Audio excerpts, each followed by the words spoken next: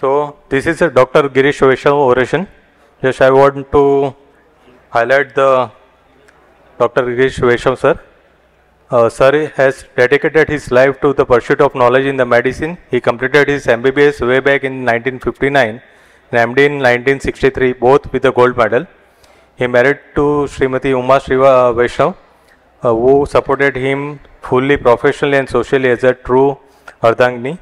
The following 60 years were a journey that involves many long hours of dedication, wherein he remains in the Vadodara as a practicing internist. Potential student, he passed out on the love of the learning to the next 3 generations. A visionary leader, his life works has fueled the minds of many whom he taught both at the SSG and his consulting room. Dr. Vaishnav was born in the Junagadh in 1935 and grew up in Vadodara.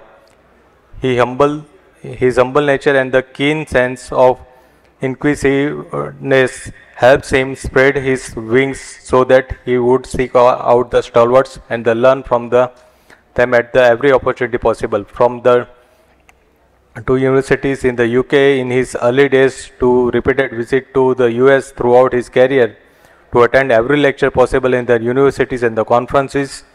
During the free time in his visit to US, he would spend several hours a day in the medical college's libraries reading through the books to the journals to fill in the pieces of the puzzles of diagnosis that were in his mind.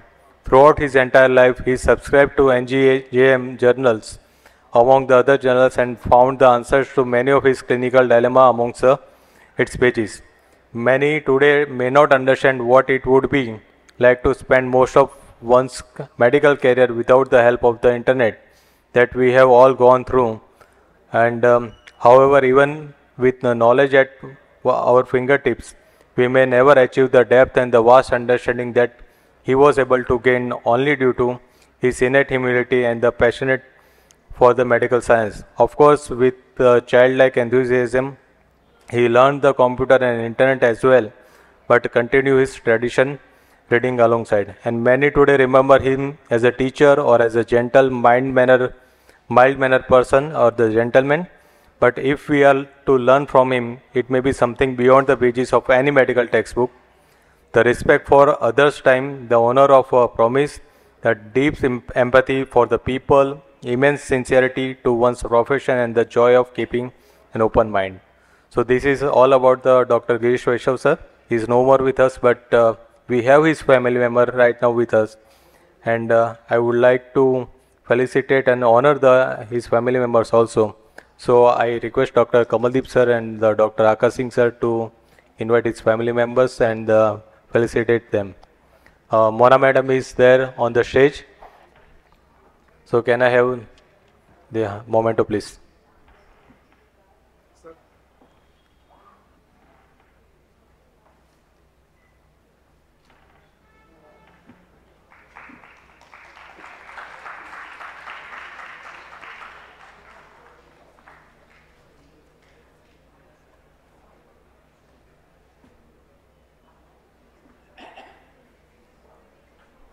Dr. Mana madam doesn't require any introduction to this esteemed audience. We have the Dr. Anand Vaishnav. He is the son of Dr. Girish Vaishnav, and he is a renowned neurologist in the Baroda city.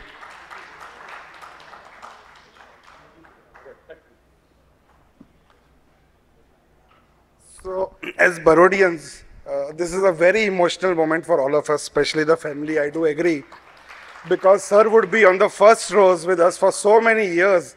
And his deliberations, I think all of us grew with those deliberations. And it gives us immense joy today that the family has accepted the invitation and we are starting this GNV oration, Dr. Girish and Vaishnav oration. And till perpetuity, I hope this oration keeps on going. Thank you. Yeah. So can we have the big round of applause for Dr. Girish Vaishnav sir? Yes sir.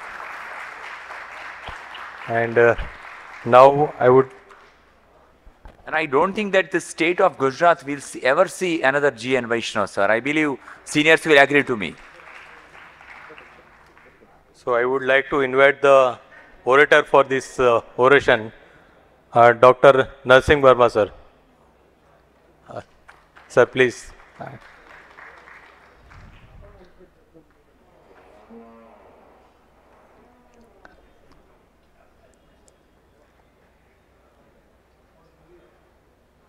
Sir.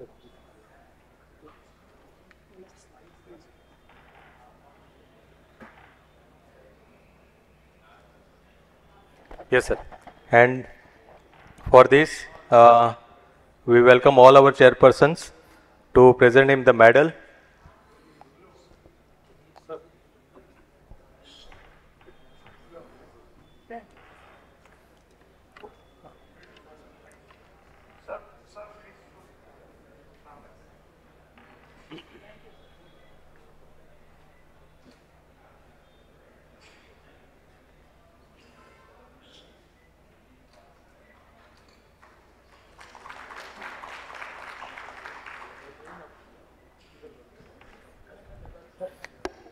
We are presenting the medal, the shawl, the turban, and followed by the conch to the speaker.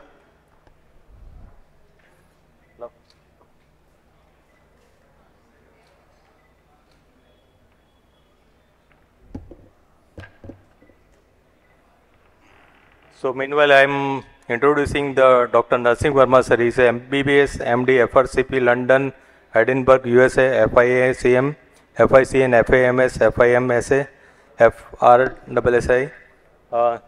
Can you have the seat, please, sir, please, sir, please. Yeah. Closest person to Dr. Basant Bhai after the family is Basant Patel. Yes, sir. So, please mention his government contribution for running the Saturday Club and the Academic Club for 55 years. Yes, sir. So, Dr. Narsingh Verma has over 35 years of teaching experience. He has made significant contribution to the medical education, formerly a full-time professor and head of the Department of Physiology at the King's George Medical University, India. Professor Verma is currently the principal at the Hind Institute of Medical Science, Ataria. Dr. Verma's extensive experience in the practicing cardiodiabetes over the past 35 years lends a deep depth of the practical insights which stands unparalleled. His leadership and the dedication to the medical education and the patient care has earned him a reverse position in the medical communication. Dr. Verma's area of interest are the chronobiology and the metabolic disease. He has nearly 300 original publications in peer-reviewed journals. Dr. Verma has received 14 international and 38 national awards in the field of cardiovascular and the metabolic research. He is a life member of the 14 international and 29 national scientific bodies. It is our utmost honor to present you with the Dr. Girish and Vaishnav Oration for the year 2024. And I would like to ask all the chairperson to give that plate to the sir.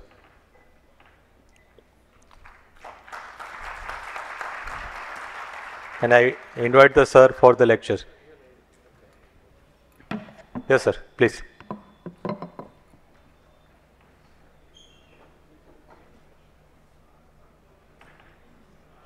Good evening, sir. I am thankful to organizer for creating this oration of my Jonathan. He was a mentor to many, but he was Jonathan to me. You must have heard the story of Jonathan Livingston Seagull of Russell Bath. He was, I would put it as a William Osler of Baroda. Great clinician, curiosity of science with combination of empathy. I was practicing alone in internal medicine, and he was also practicing alone in internal medicine. One day he asked me, we are wasting our time. There should be audit to each other. So, we joined in the practice in 1975. For 20 years, we continued the same practice as such. I learned many things and he audited me many things. He was not diabetologist. He was an internal medicine person. So all conferences we used to attend together, and then he established a neurology group, neurology and neurosurgeon group here, nephrologist and urologist group here. Means that combination of two speciality together as such, full of academician and a curiosity. That was, I learned many things from him. Now it is a nostalgic remembrance only, because he is not there, and I cannot practice also now. See, at the age of 81, you hardly can work more now. But still, he has created many students, waved their path to the various speciality throughout the world. Thank you very much. Thank you, sir. And now I invite Dr. Narsingh Verma, sir, to present his oration. Thank you, sir. Thank you, Sushil. First of all, I will like to thank organizers, Dr. Chawla, Dr. Akash, and his team to invite me for this great oration. I have heard about the Dr. Vaishnav and impressed about what he has done for the medical fraternity. It is proud for me to deliver this oration in his name. Dr. Girish Vaishnav, what I heard about him, has done a lot for the medical field, and he was a champion of the field. So today, in this oration, I will talk about something what I have contributed to the medical science, and in this basically I will try to introduce a new medical science, I will say, which is known since so many years, centuries, but has not been included in day-to-day practice.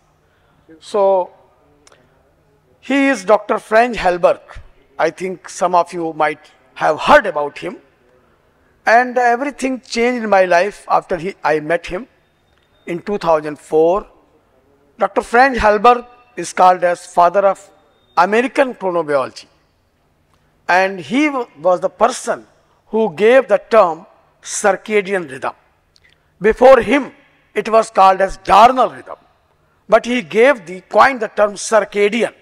That is why I call him father of chronobiology. So about Franz Halberg, he was from July 1999 and he died in 2013. So he was a scientist and one of the founder of the modern chronobiology. He coined the term circadian, as I mentioned, and he had his own laboratory, and he has done a lot of modern research regarding the chronobiology and later translated into chronomedicine.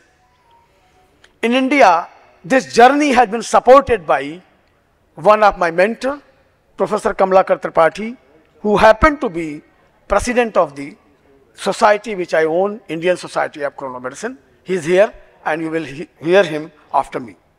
So you all know that every biological process has a rhythm. This rhythm varies in time.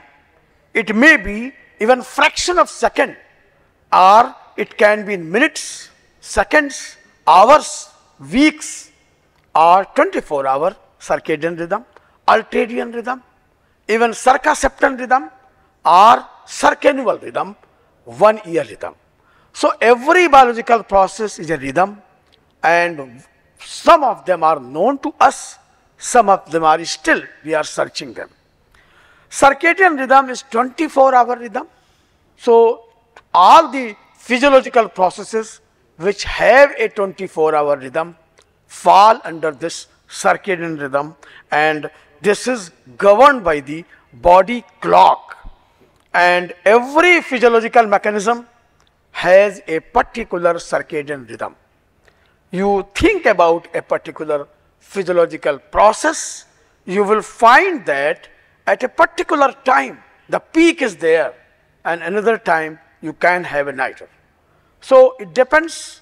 Every physiological process has a circadian rhythm, and this rhythm is very finely tuned, and that is why when our life is living, it is a rhythm, and with disturb it becomes a arrhythmic thing, and that does not exist. So this all circadian rhythm are maintained by circadian regulation of central and peripheral clock genes. Central clock genes are found at suprachiasmatic nucleus, and the peripheral clock genes are present in every cell except the germinal layer. Every cell has got a clock. So if you can take out a single cell out of the body, even then the clock is there and it will follow that particular rhythm. And whole body processes are the rhythm of the central and peripheral.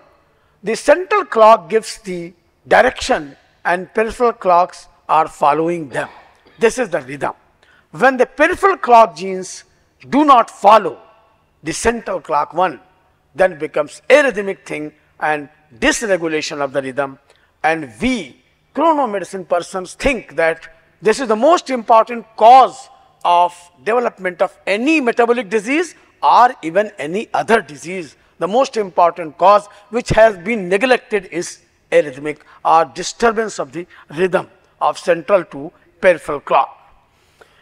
And what we have learned till now, that for cells to function properly, they need this right material at the right place at the right time. That is required for the body to work, and they follow a particular rhythm. And regulation, that regulation is life and dysregulation is death.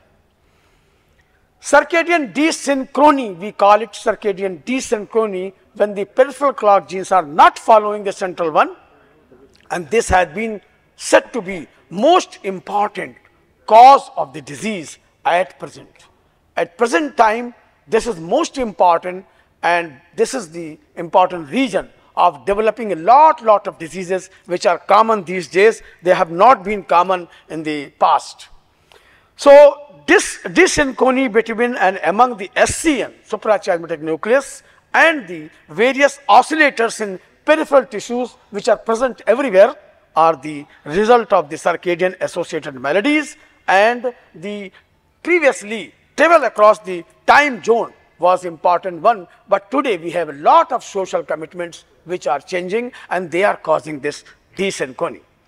This is the circadian rhythm and severity of the clinical disease. Even the clinical disease has followed this rhythm, not only the normal condition.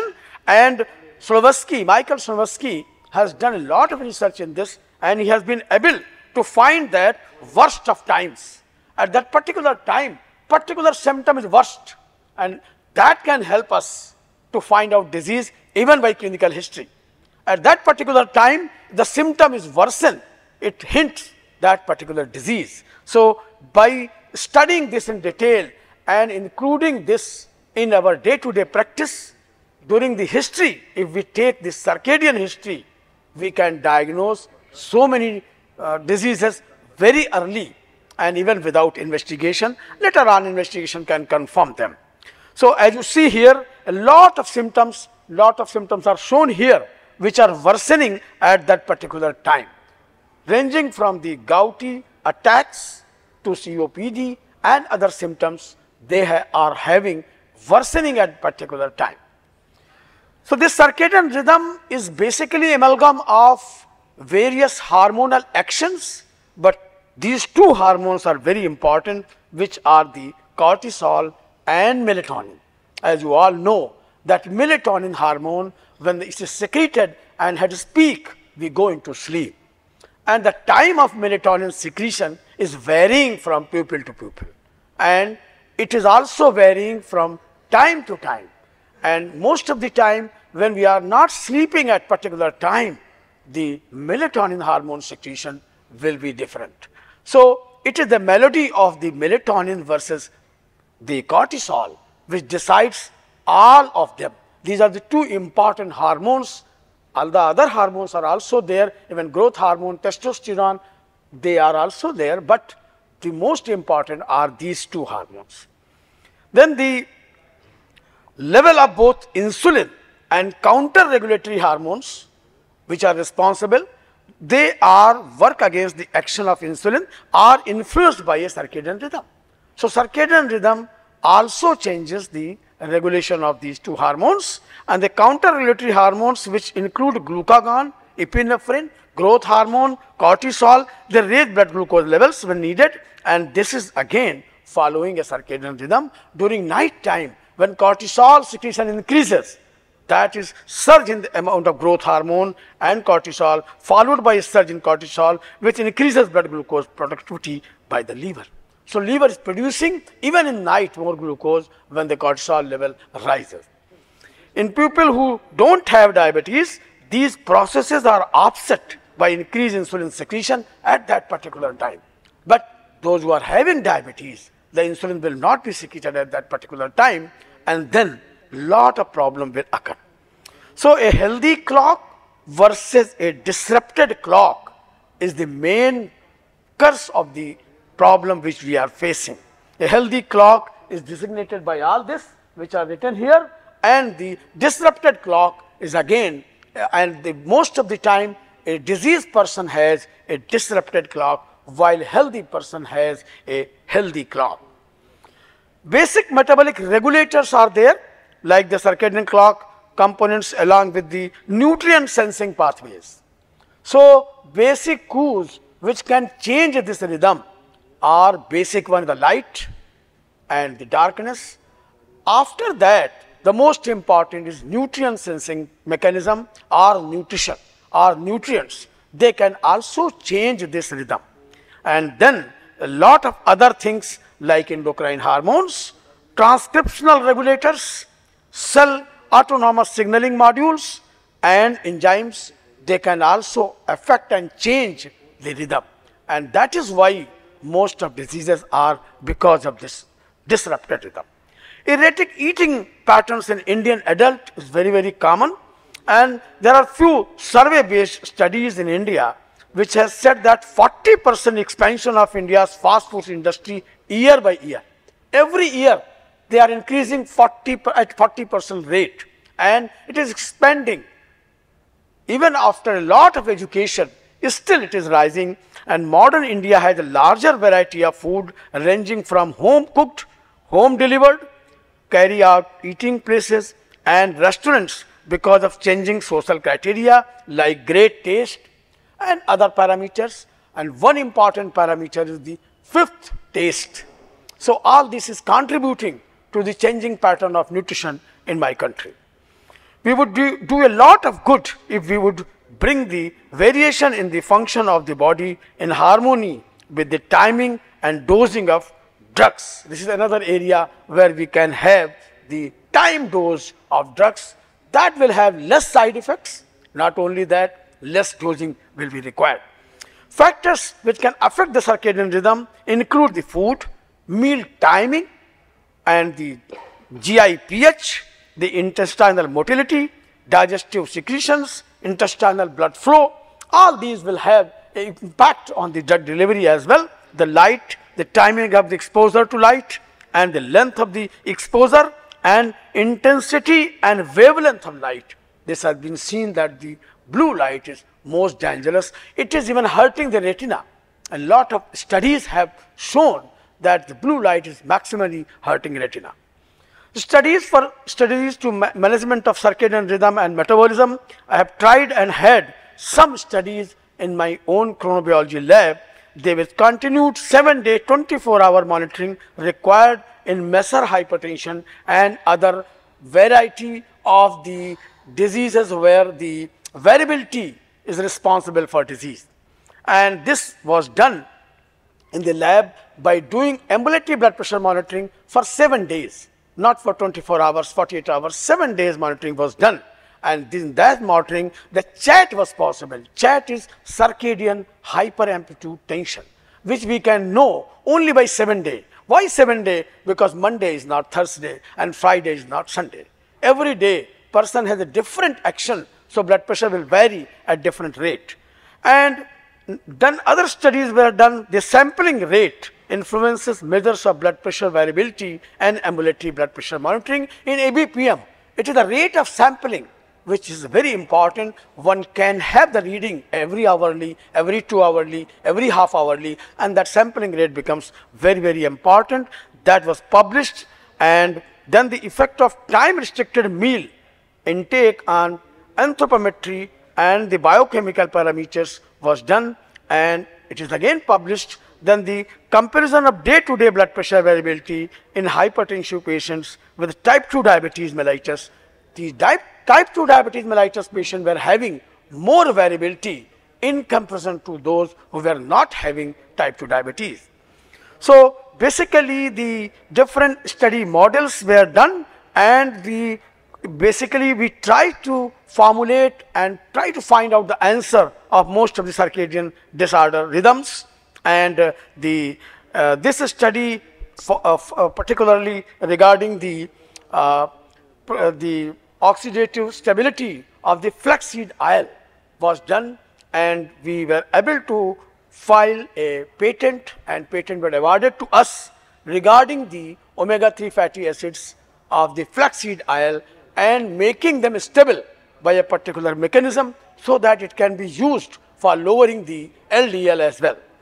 So patent was awarded for that, and it was published in Nature Journal of Human Hypertension.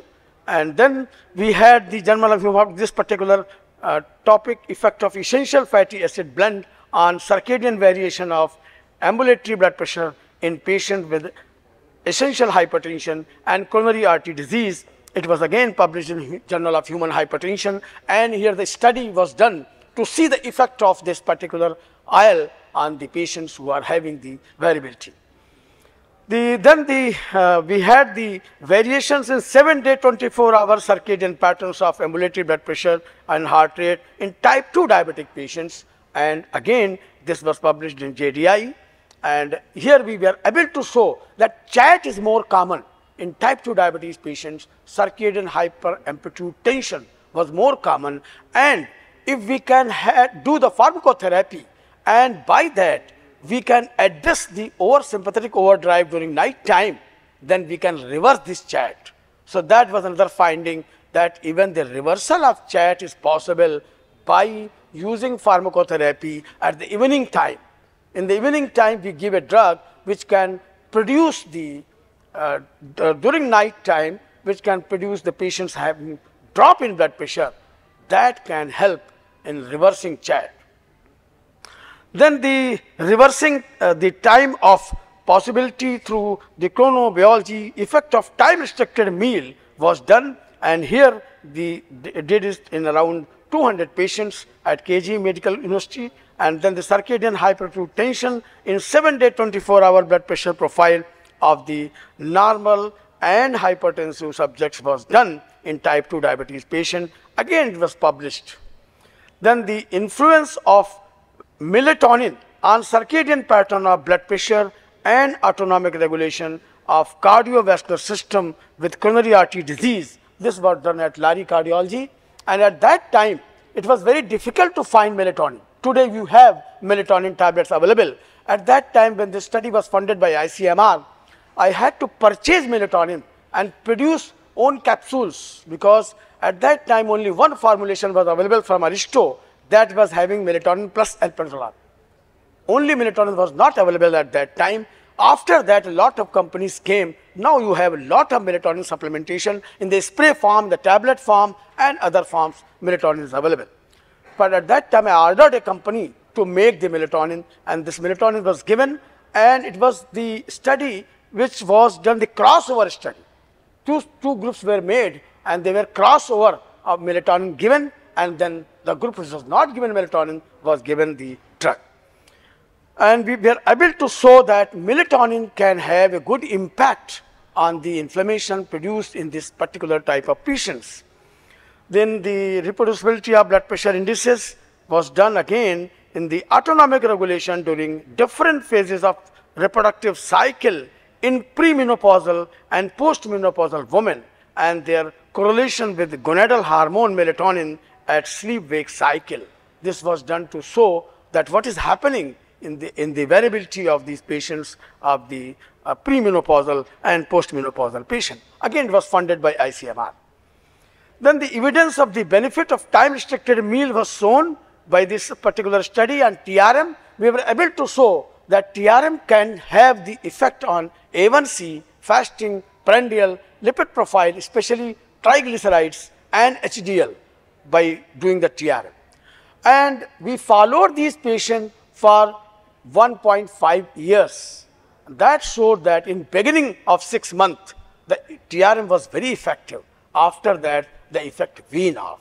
So meaning by that, TRM has acute effect, but if we follow it for a long time, the effect weans off. Then the inferences we do from our research based on TRM in the Indian patients, and I showed that we were able to show weight reduction, LDL correction, HDL correction, and the triglyceride levels were in positive way. Then the influence of melatonin on circadian pattern of blood pressure and autonomic regulation of the cardiovascular system with coronary artery disease. It was again ICMR funded crossover study which was done, and we were able to show that melatonin has good effect. The management of hypertension, the circadian hyperamplitude tension, chat, recognition and reversal was possible by changing the time of drug. We were able to find out and reverse the chat, which was proved by this particular study. Again, it was published in the journal. Then the chronobiological assessment of an early predictor of chemotherapy-induced cardiotoxicity in breast cancer. It was again ICMR funded study, and here we were able to show that the cardiotoxicity of the drugs which are used for breast cancer, and most of the time what happens when the symptoms are there, then the cardiologists are consulted and then the dose of adriamycin was reduced. But we were able to show in that study that if we do regularly every month ABPM and salivary cortisol and urinary melatonin, we can predict the changes which are occurring because of the cardiotoxicity of the drugs, and we can augment the doses even before the complications can occur. So that was possible, and it was an ICMR funded study, and we were able to show that by this mechanism we can do it. Dr. MLB Bhatt, he is a known radiotherapist. He was also the guide of this particular study. Then the variation in circadian pattern of the blood pressure and cardiovascular autonomic regulation in premenopausal women and postmenopausal women was done, again a PhD thesis of one of my candidates, Shipra Bharadwaj. Recent publications on chronomedicine insight evaluating the impact of TRM on lipid profile parameters among individuals with type 2 diabetes in northern India. It was published recently in Curious.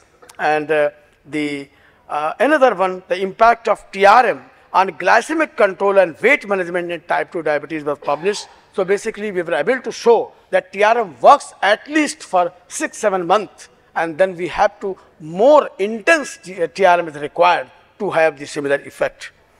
Regarding ABPM, 24-hour chronomics of ambulatory blood pressure, heart rate in terms of acrophase and hyperbaric index in night shift nursing professionals was done by one of the ICMR scientists, Baby Anjum. At present, she is working in AIMS, in SGPGI in the Department of Neurology, and we were able to show that the 24-hour chronomics in these nursing night shift workers was changed, and we suggested that if these shift workers are adjusted to a different type of shift, then the effect can be reduced.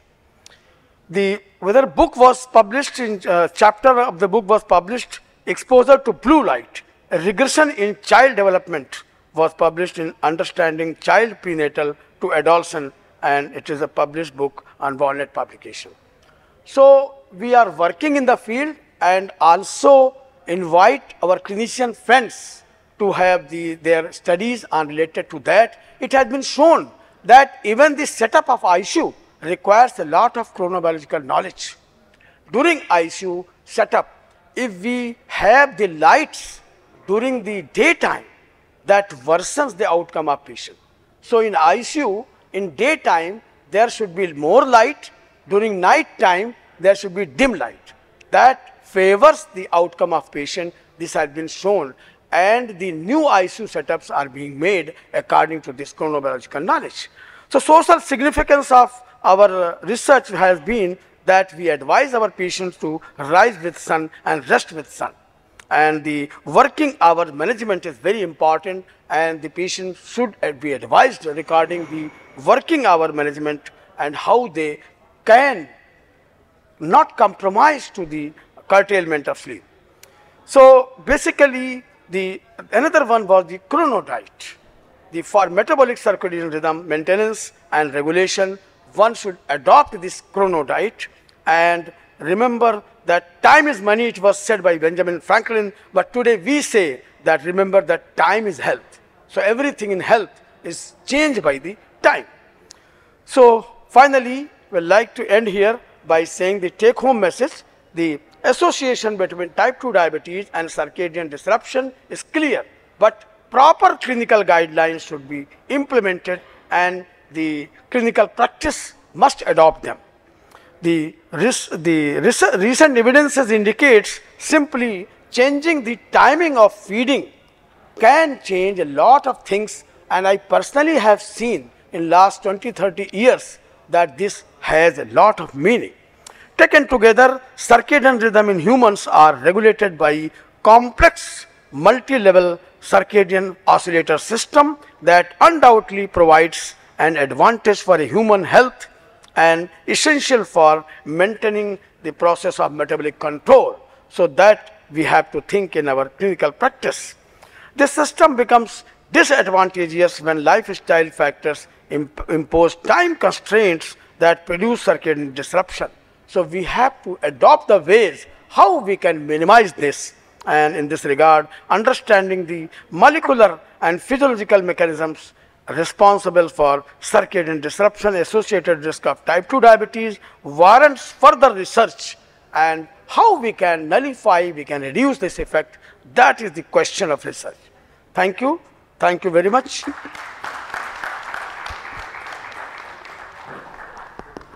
Thank you, sir, for this wonderful oration lecture, and we thank you from bottom of our heart.